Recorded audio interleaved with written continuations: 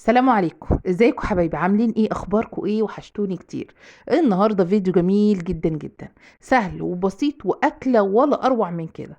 مين قال ان المبكبكه لازم تتعمل بلحمه وفراخ؟ اطلاقا يا جماعه. ممكن تعمليها من غير لحمه وفراخ وبيض، وهتبقى سهله وجميله ولذيذه وخفيفه. وعن شرط هعملها لك بطريقه هخلي مفيش مكرونايه تلزق في اختها وهيبقوا متخاصمين. صليتوا بينا على النبي يا جماعة الخير، صلوا على النبي ويلا بينا هوريكم نعمل المبكبكة ازاي بطريقة تحفة جميلة جدا جدا جدا.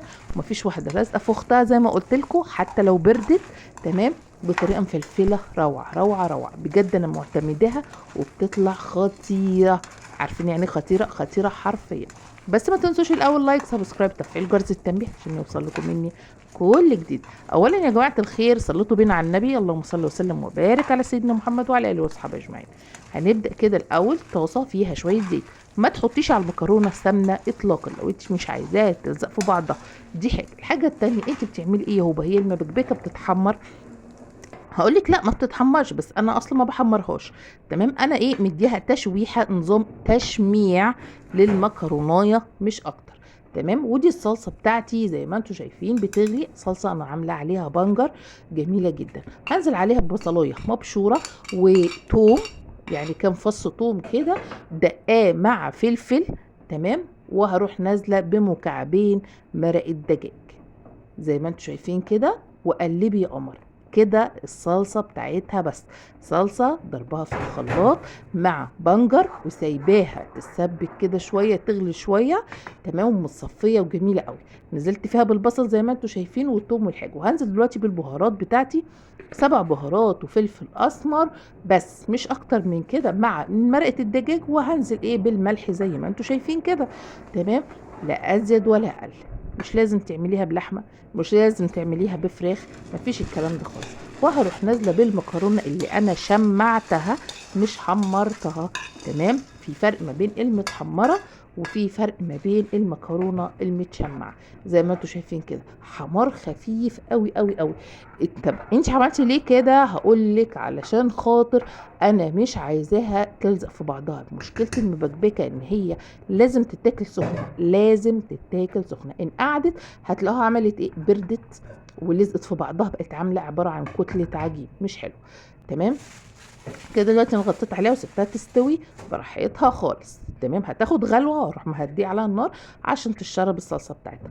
معايا هنا طاسه نفس الطاسه اللي كنت محمره فيها المكرونه زي ما انتوا شايفين كده. انتوا مش غرب يعني، عادي خالص، مش هوسخ طاسه تاني ولا حاجه. وهروح نازله فيها بحته زبده بلدي، زبده بلدي. طب انتي بتعملي ايه بالزبده البلدي دي يا هوبه؟ هقول لك يا حبيبه قلبي، هسيحها كده زي ما انتوا شايفين. اخليها ايه يعني قايمه تحمر كده، وكنت سلقه بيض وهروح نازله فيه بالبيض، وهنعمل مع بعض البيض المدحرج طبعا كلنا عارفينه. واسهل من كده مفيش. اكله لذيذه جميله ومشيت معايا يوم في رمضان اقسم بالله. اقول لكم ايه، اتنسفت نسف. وكانت لذيذه لذيذه خطيره. وانا طبعا بشوح البيض كده وبدحرجه في السمنه البلدي. اروح نازل عليه بالبهارات اللي هي بالفلفل الاسمر وال7 بهارات وشويه ملح بكمون كده وبهارات دلع دلع دلع. بصي قدامك بقى دحرجي فيه وشوحي فيه لحد ما يشرب السمنه البلدي دي كلها. انا مش حاطه زيت عليها ولا سمنه تانية ولا اي حاجه، هي حته الزبده البلدي. وطبعا عشان الكوك اللي انا كنت بعمل فيها ديت مطرحها زيت مكان تحمير المكرونه، فما اتحرقتش معايا الزبده.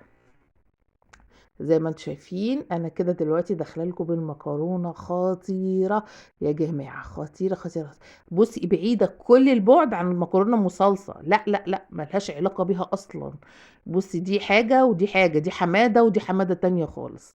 بجد بصي بصي نازله ازاي، وفيها صوص كده غرقانه بصوص الصلصه وطعم البصل بالثوم بالخلطه اللي انا حطيتها لها دي بالفلفل.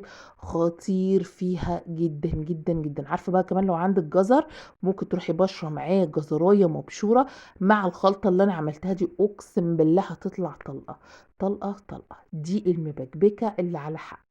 بصوا خطيره، سايحه سايحة سايحة سايحة. وعن شرط لو بردت لا مستحيل ابدا تلاقي مكرونية لازقة في اختها. هتقولوا لي ليه؟ هقول لكم علشان خاطر انا اديتها تحميرة خفيفة. تمام. بصوا البيض بدحرجه لكم كده، شفتوا السلو موشن ده جامد، واروح نازله بيه على المكرونه.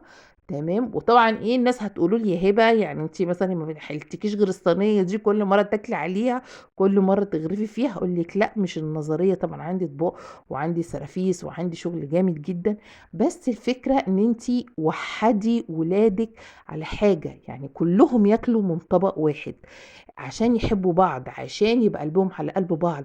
يعني زي نظام ايه، مثلا العشرة او المحبة او الاخوة، احنا كنا بناكل في طبق واحد. يعملوا حساب للحظة ديت ويفتكروها مدى حياتهم. تمام. ان انت تاكلي ولادك كلهم من نفس الطبق، دي حاجة جميلة جدا، والكل يجتمع وياكل من نفس الطبق، دي حاجة جميلة. وهتسيب في دماغهم ذكريات جميلة جدا جدا جدا، عن ما انك تغرفي لكل واحد طبق وعليه بيضه والكلام ده. لا لا لا خالص. وحدي ولادك. اه، بعمل في الصينية ديت بدلق فيها المحشي بكميات كبيرة، وبعمل فيها البيض بكميات كبيرة، والمكرونة زي ما انتوا شايفين كده، وبعمل فيها كل حاجة بكميات كبيرة. انا في الايام العادية يعني عشان خاطر مثلا كلنا مثلا ما بنبقاش مجتمعين، فطبعا ما بغرفش فيها، بس كده لما نكون كلنا مجتمعين لازم بغرف فيها انا والولاد وجوزي وكده. تمام. عملت بقى شوية سلطة كده خطيرة، حرفيا عبارة عن بنجر وطماطم وجزر وخيار وخضرة وبصل وفلفل، وطبعا ملح وليمون وخل، وتبلتها. وشوفوا بقى البنجر مديها لون وطعم. يا جماعة الخير، البنجر الأيام ديت موجود في السوق بكترة، لأن هي دي أساسا أيامه.